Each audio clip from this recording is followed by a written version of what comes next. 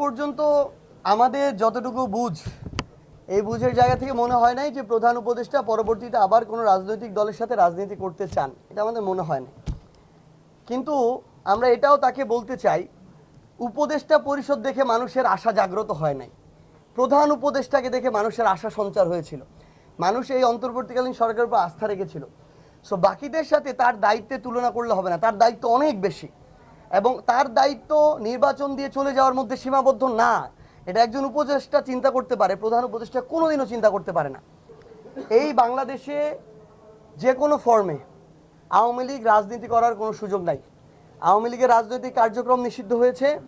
আওয়ামী লীগকে দল হিসেবে তাদের মার্কা, তাদের নিবন্ধন আইনগত প্রক্রিয়ায় নিষিদ্ধ করতে হবে, এটা আমাদের স্পষ্ট অবস্থান। বাংলাদেশে অভ্যুত্থান পরবর্তী বাংলাদেশে আবার যদি এই প্রাসঙ্গিকতা কেউ আনার চেষ্টা করে, আমরা ধরেই নিব অভ্যুত্থানের সময় তার বিরোধী অবস্থান ছিল, হয়তো গোপনে ছিল, এখন সে সেটা প্রকাশ করছে এবং বাংলাদেশের ছাত্র জনতা এটার বিপক্ষে তাদের যেটা অবস্থান এটা পূর্বের মতো আবার দেখাবে।